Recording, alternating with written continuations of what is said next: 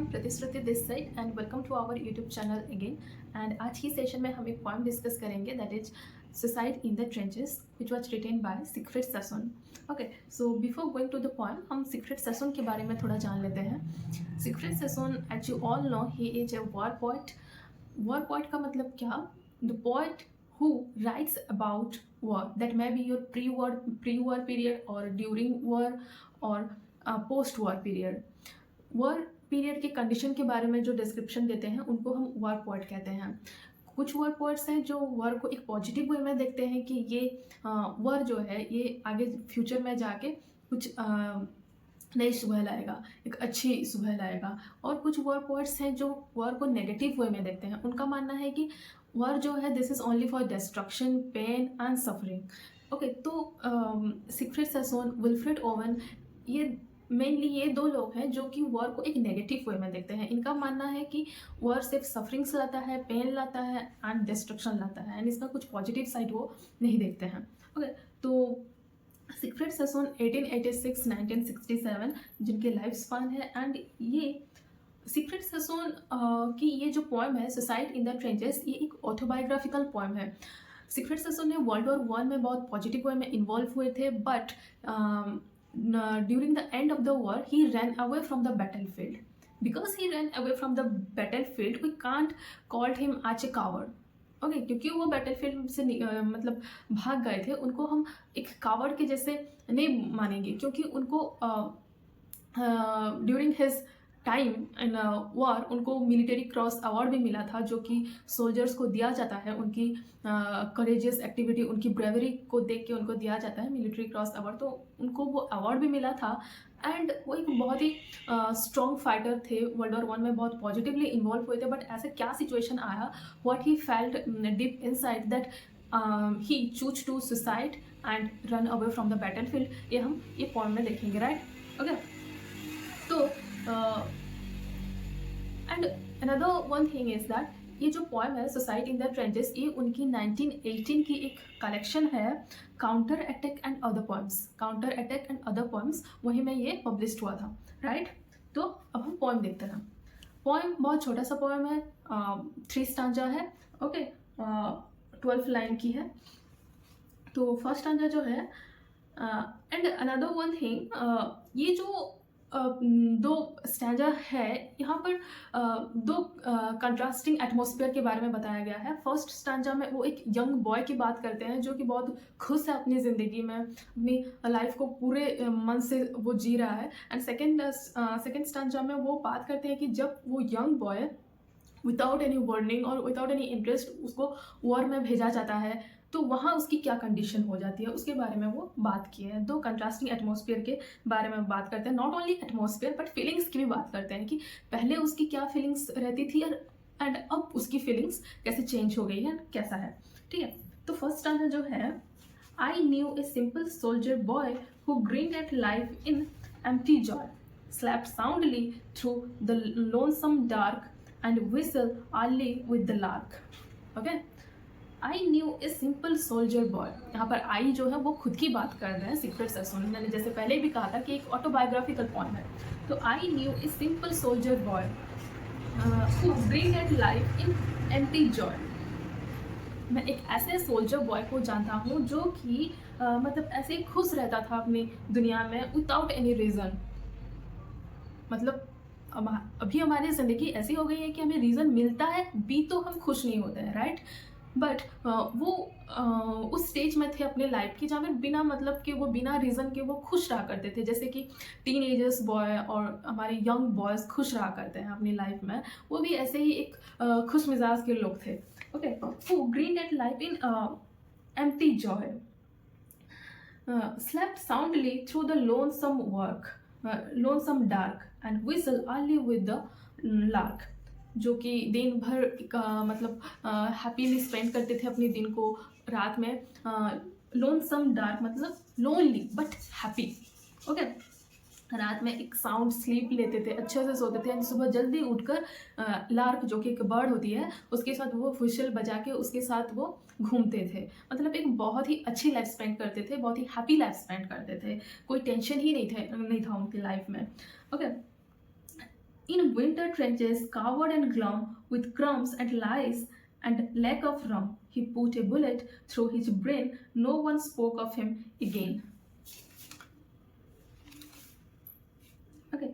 In winter trenches, जैसे कि मैंने कहा था कि हमारी सिचुएशन दो एटमॉस्फेयर चेंज हो जाती है, पॉइंट की जो फीलिंग्स है वो चेंज हो जाती है. अब हम दूसरे कंट्रास्टिंग एटमॉस्फेयर में आते हैं जहाँ पर वो बात करते हैं कि इन winter trenches coward and glum. अभी वो कहाँ पर है, पहले कहाँ थे, पहले एक ऐसे एटमॉस्फेयर में थे जहाँ वो बहुत ही खुश रहा करते थे, खुशी से अपनी ज़िंदगी गुजार रहे थे, रात को अच्छे से अच्छी नींद की सोते थे एंड सुबह जल्दी जल्दी उठकर जब सुबह के अर्ली बर्ड के साथ वो अपना टाइम स्पेंड करते थे, घूमते थे, विसल बजाते थे एंड ऐसे ही अपना लाइफ स्पेंड करते थे, हमेशा खुश रहा करते थे, कोई रीज़न हो या ना हो, राइट. बट सेकेंड स्टांजा में वो बात करते हैं कि अब वो कहाँ पर है, एक ट्रेंचेस में है. ट्रेंचेस जैसे कि आप जानते हैं जहाँ पर वो सोल्जर्स रहते हैं. ओके, मतलब एक टेम्पररी हैबिटेट जो होता है उनका, तो वहाँ वो शेल्टर जो होता है उनका टेम्पररी के लिए वो वहीं पर रहते हैं, ट्रेंचेस. ओके, जहाँ पर वो रेस्ट लेते हैं सोल्जर्स. तो इन विंटर का महीना है. In winter trenches coward and glum with crumps and lice and lack of rum. वहाँ की सिचुएशन कैसी थी कि with coward and glum. Coward मतलब क्या, डिफीटेड. ओके, एंड ग्लम मतलब क्या, मिजरेबल. ओके, सो वहाँ पर वो बोलते हैं कि वो जो हार्श विंटर की कंडीशन थी वहाँ पर वो एकदम डिफीटेड फील कर रहे थे एंड मिजरेबल फील कर रहे थे. वहाँ पर क्या था, मतलब हमेशा वो जो there is the sound of मतलब साउंड ऑफ बॉम्बार्डमेंट एंड उन पर जो अटैक हो रहा था एनिमी की तरफ से, उन पर जो अटैक हो रहा था वो बार बार उनको डिस्टर्ब कर रहा था, उनको रिलेंटलेस फील करवा रहा था. Okay, and which is a constant threat to them, right. Enemy उनको अटैक कर रही है, उन पर बॉम्ब पका जा रहा है, तो वो एक कांस्टेंट थ्रेट है उन पर, तो वो बार बार हो रहा था. दैट इज क्रम्स एंड लाइस का मतलब क्या, बहुत ही वहाँ पर जो रह रहे थे वहाँ की एकदम poor sanitation and hygiene condition थी. मतलब वहाँ पर ऐसी कोई क्लीन या ऐसा कुछ आपको देखने को नहीं मिलेगा. एकदम it was so dirty and they were staying at a very poor hygienic condition, right, poor sanitation it was. Okay, in the trenches. And a lack of rum मतलब क्या, in the cold area the soldiers उनको रम दिया जाता है to keep their body warm. उनकी body को warm रखने के लिए, फिट रखने के लिए उनको रम दिया जाता है. It is a need for them. Okay, and the soldiers, जो सोल्जर्स की यहाँ बात करवी जा रही है यहाँ पर, it was saying that the soldiers, they were also deprived from these small needs, small comforts like alcohol. ये जो छोटा सा मतलब comfort देता है उनको alcohol, उससे भी उनको दूर रखा जाता था. So they were totally in a poor sanitation, poor condition. It was winter and there was the constant threat of a bomb and attack from the enemy side, and they were feeling like they were defeated and they were in a very miserable condition. And in the trenches their shelter was also in a very poor hygienic condition, poor sanitations, and they were also deprived from the small comforts like alcohol. Okay. Then finally he put a bullet through his brain. No one spoke of him again. And finally, after such condition, staying in that such condition, he chose to put a bullet on his brain and suicide himself. So we can't call him that he ran away from the battlefield and chose to put a bullet on his brain. He chose to suicide because you can imagine his psychological condition that पहले वो कैसे थे जब एक young boy थे and अब वो कैसे हैं ट्रेंचेस में आकर, वॉर में जब उनको डिफीटेड फील हो रहा है कि उनको बहुत ही मिजरेबल कंडीशन में वो हैं.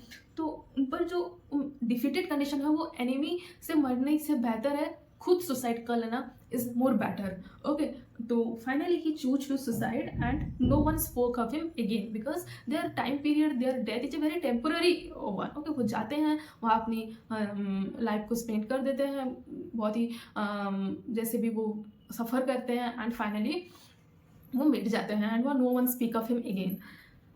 You smock faced crowds with kindling eye. You smock faced मतलब ये हम लोगों के लिए बोला जा रहा है जो कि जब एक सोल्जर अपनी बैटलफील्ड से या अपनी एरिया से घर वापस आता है, घर रिटर्न आ रहा होता है, तो हम क्या करते हैं, उनको वेलकम करते हैं स्माइलिंग फेस लेके, एक प्राउड फील कर रहे हैं कि हम उनको वेलकम कर रहे हैं। तो हमारे लिए कह रहे हैं कि you smug faced crowd, smug faced मतलब सेल्फ सेटिस्फेक्शन होता है जिनके चेहरे में, you smug faced proud with kindly eye to cheer when soldiers lads march by. जब एक सोल्जर घर रिटर्न आ रहा होता है तो तुम एक साथ सेटिस्फेक्शन चेहरे लेकर, आंख में एक चमक लेके उनकी वेलकम करते हो, उनको चीयर करवाते हो। Sneak home and pray you will never know. तुम क्वाइटली अपने घर चले जाओ एंड प्रे करो कि तुमको वॉर की जो डेथ है, वॉर की जो सफरिंग है, वो तुमको कभी पता ना चले। Okay, the health youth and laughter go. वो वॉर की जो उस कंडीशन है, वो जो माहौल है, उसको किसके साथ रिलेट करना है, हेल्थ के साथ। कि तुम जो ये सोल्जर्स को वेलकम कर रहे हो, बाहर साउंड आ रहा है, ऐसे होता है जब भी मैं एक वीडियो बनाती हूँ तो बाहर कुछ ना कुछ डिस्टर्बेंस आता ही रहता है, इग्नोर दैट। ओके, तो बोल रहे कि तुम लोग थोड़ा सा वेट कर लेता है। ओके, कि तुम जो ये सेल्फ सेटिस्फेक्शन चेहरे लेकर, आँख में चमक लेके, होठ में एक स्माइल लेके ये सोल्जर्स की वेलकम कर रहे हो, ये फिजूल की बात है, क्योंकि वहाँ पर जो कंडीशन होता है इसके बारे में तुमको कोई भी आइडिया नहीं है। अगर आइडिया है भी तो तुम्हारे चेहरे पे ये जो हंसी है ये एक फेक है। एंड ये करने इससे बेटर ये है कि तुम उनको वेलकम ना करो एंड धीरे से क्वाइटली तुम अपने घर चले जाओ एंड प्रे करो कि तुमको उस वर्क की कंडीशन के बारे में कभी आइडिया ना हो, तुमको उसके बारे में कभी पता ना चले एंड कभी पता ना चले। जहाँ पर की जो हंसी होती है, यूथनेस की जो मतलब ये होती है, हमारी जो यूथ होती है, हमारी जो लाफ्टर होती है, हमारी हंसी होती है, वहाँ सब चली जाती है। तो देखो बहुत ही सिंपल सा पॉइंट है। फर्स्ट स्टांजा में वो अपनी यूथ की बात करते हैं जहाँ पर वो बहुत खुश हैं, बहुत ही मतलब रंगीन मिजाज के लोग हैं। एंड सेकेंड स्टांजा में वो ट्रेंचेस की बात कर रहे हैं जहाँ पर वो मतलब वार पीरियड की जो स्ट्रगल है, वहाँ की जो कंडीशन है, उसके बारे में बताया है। एंड थर्ड में वो मतलब बाकी लोगों के बारे में बोले हैं जो कि सोल्जर्स को वेलकम कर रहे हैं, उनकी रिटर्न को वो अच्छे से मतलब सेलिब्रेट कर रहे हैं। उनको बोल रहे हैं कि तुमको वॉर के बारे में कोई आइडिया नहीं है तो तुम उनको ऐसे वेलकम ना करो। इससे बेटर ये है कि तुम अपने घर चले जाओ एंड प्रे करो कि तुमको उस वॉर की दर्दनाक सिचुएशन के बारे में कभी पता ना चले, जहाँ पर कि लोगों की यूथ, लोगों की हंसी सब चली जाती है। तो बहुत ही अच्छे मतलब वैसे लिखे हैं पोम। एंड बस इतनी छोटी सी पोम है। तो यहाँ पर हमको क्या पता चलता है कि यहाँ पर जो सीक्रेट सेसोन है वो इस पॉइंट के थ्रू वॉर की जो मतलब हॉरिफिक सिचुएशन है उसके बारे में बताए हैं। एक इसका जो मेन आइडिया है वो बोल रहे हैं कि मतलब वॉर की जो ट्रेजिक एंड हॉरिफिक सीन है उसके बारे में वो बोले हैं। एंड वॉर सोल्जर्स को तुम जो एक बहुत ही मतलब प्राउडली देखते हो, उन पर क्या बीतती है, उनकी सिचुएशन क्या है, उनकी स्ट्रगल कैसी है, इसके बारे में आप लोगों को कोई आइडिया नहीं है। एंड वो सीक्रेट सेशन वॉर को एक मतलब नेगेटिव वे में देखते हैं। ये लोगों की हंसी छीन लेती है, लोगों की अच्छी लाइफ छीन लेती है, इसके बाद सिर्फ मतलब पेन ही आती है एंड सफरिंग ही आती है और कुछ भी नहीं है। तो ये था हमारा सीक्रेट सेशन का एक ऑटोबायोग्राफिकल पॉइंट हम कह सकते हैं, suicide in the trenches. I hope कि समझ में आया होगा। अगर कुछ डाउट रह जाती है तो you can ask me in the comment box. Okay, आज के लिए इतना ही। अगर अच्छा लगा then you can subscribe to our channel and see you in the next video. Till then take care and bye bye.